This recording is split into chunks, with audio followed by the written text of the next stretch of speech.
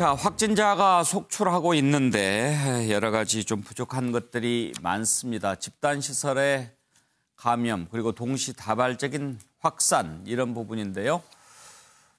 정은경 질병관리본부장은 신천지에서 의료기관 그리고 집단시설로 2, 3차 감염되는 이게 가장 큰 문제다. 경로 차단하는 게 핵심이라고 밝혔는데요. 어떻게 막아야 할지 한번 짚어보겠습니다. 관련된 녹취 좀 들어볼까요? 경북 지역에서는 칠곡구 소재 미랄 사랑의 집, 예천 극락마을, 다람 노인요양 공동생활가정 등 각종 시설을 중심으로 환자가 발생하고 있어 이러한 복지, 생활시설 등을 중심으로 감염관리 강화와 모니터링을 강화하고 있습니다. 청도 대남병원에서는 2월 20일부터 격리 조치 중이던 직원이 1명 추가로 확진되어 현재까지 총 114명이 청도 대남병원 관련 사례로 확인되었습니다. 추가로 확인된 1명의 직원은 시설관리직이었고 주로 대남병원의 정신병동의 시설을 정비한 걸로 확인이 되었습니다. 자, 교수님, 이제 문제는 이렇게 집단시설인데요. 또 보니까 칠곡의 미랄 사랑의 집 같은 경우에 중증 장애인 시설인데 여기에서만도 22명 또 확진자가 나왔습니다. 우리가 지난번에 메르스 사태 때 느꼈던 것이 이게 예. 중증 환자라는 사람들이 원내에서 감염이 되면 이게 얼마나 무서운 일이다 하는 것을 알게 되었고요. 그걸 교훈으로 해서 어느 정도 대비가 됐어야 되는데 그 부분도 사실은 많이 대비가 되어 있지는 않습니다.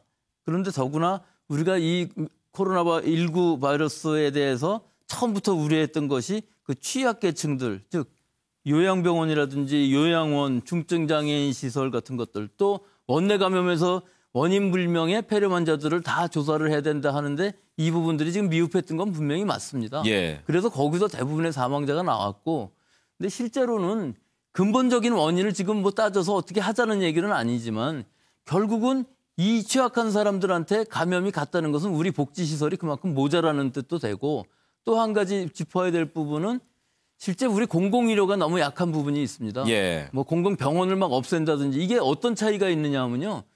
민간 의료기관은 어찌됐든 평소에 적자가 나면 병원 운영이 안 됩니다. 예. 하지만 공공의료기관들은 평소에 적자가 나더라도 계속 투자를 해서 이것이 결국 사회복지가 돼야 되는 개념인데 우리는 너무 적습니다. 공공의료라는 것이.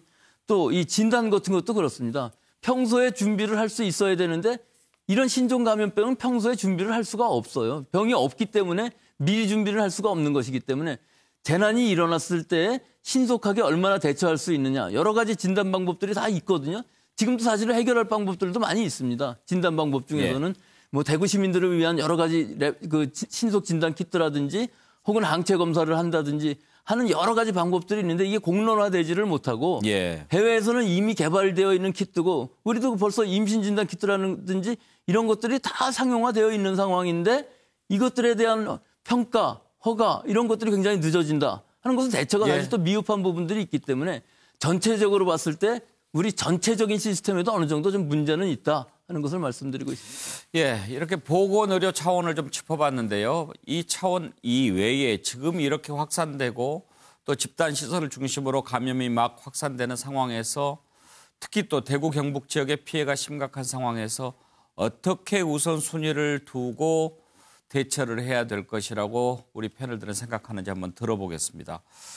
유긴찬 부위원장, 어떤 식으로 지금 접근하는 것이 가장 실효성이 높을까요?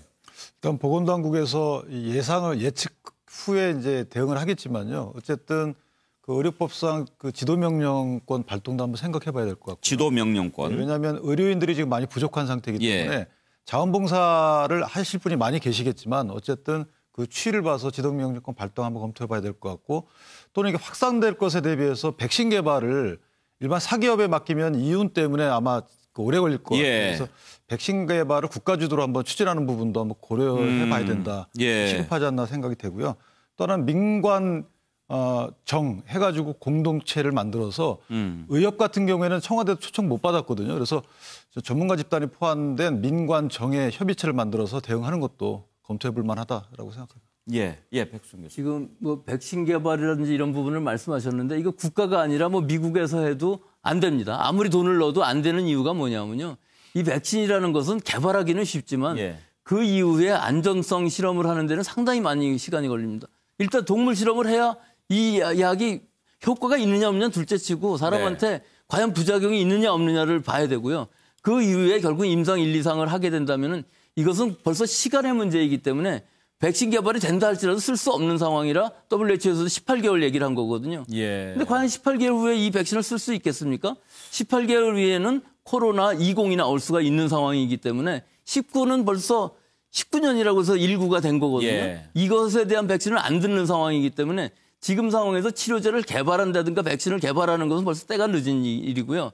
치료제 같은 경우도 현재 있는 치료제 중에서 지금 있는 치료제라는 의미는 벌써 부작용이나 이런 것들이 다 검증이 된 상황이니까 과연 얼마나 효과가 있는지를 다 한번 시도해 볼 수 있는 건 가능하지만 백신이나 이런 부분은 그건 뭐 거의 의미가 없는 일이라고 생각합니다. 혹시 계절 독감처럼 내년에도 내후년에도 이 코로나19 바이러스가 나올 가능성은 거의 없습니까? 있습니다. 그게 지금 얘기하는 것들이 미국의 뭐 하버드대 같은 교수님이 말씀하신 부분도 이것이 계절 독감처럼 이번에 넘어가면 또 새로운 것이 나올 수 있다는 얘기를 하는 것이고 실제로 변종이 나온다는 얘기입니까? 변종이 새로 나올 수 있죠. 그러면 혹시 이 코로나19 백신 해도 그 변종에는 또 아무 소용이 없습니까? 그건 지금 아무도 모르죠. 이게 신종이기 때문에 이 바이러스에 대한 백신이 만들어진다 할지라도 이 바이러스가 다 사람들이 면역이 지금 제일 큰 문제가 뭐냐면은 이 바이러스는 신종이기 때문에 우리 인류 전체가 항체가 없다는 거거든요. 모든 사람이 다 감염될 수 있는데 이제 조금씩 변해가면서 바이러스도 이게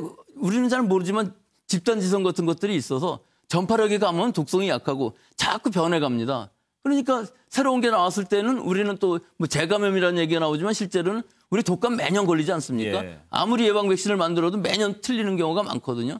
같은 의미로 혹시라도 여름을 지나가면서 사라진다 할지라도 또 새로운 코로나 바이러스가 나올 수 있는 즉 2021 뭐 이렇게 계속 나올 수 있는 확률이 있기 때문에 이 부분은 우리가 백신으로 대처할 수는 없는 부분이고요.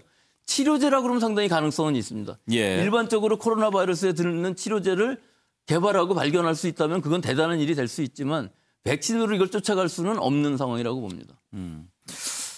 지금 지도명령권 아까 얘기하셨는데 윤기찬 부위원장 그 부분은 어떻게 생각하십니까? 저는 그 부분은 이제 법적인 게 돼서 제가 그 부분까지 잘 모르겠고 일단은 지금은 모든 것이 대구 경북에 지원이 돼서 특히 인적 자원, 의료진, 시설, 경비 이런 것들이 대구에 일방적으로 가서 모든 국민의 성금들도 들어가서 어찌됐든 여기를 지금 막지 않으면 뭐 걷잡을 수 없이 우리가 세계에서 중국만큼 숫자가 나오면 이건 완전히 곤란한 일이기 때문에 전력을 다해야 될 시기라고 봅니다. 지금 대구 경북 지역이 아주 심각합니다. 관련 당국도 고민을 많이 하고 있는데요. 관련 녹취를 좀 들어볼까요?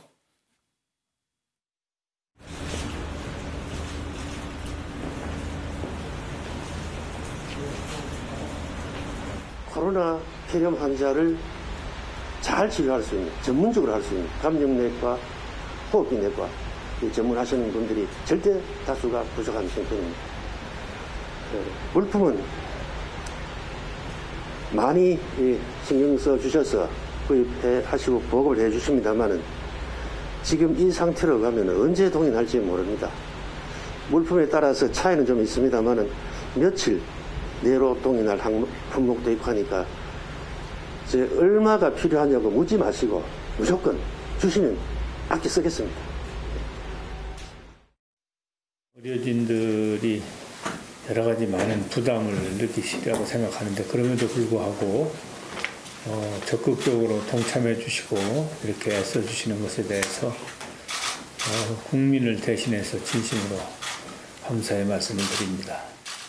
오늘 아침 9시까지 지원한 인력은 의사 11명, 간호사 100명, 간호조무사 32명, 임상병리사 22명, 행정직 40명 등 총 205명입니다.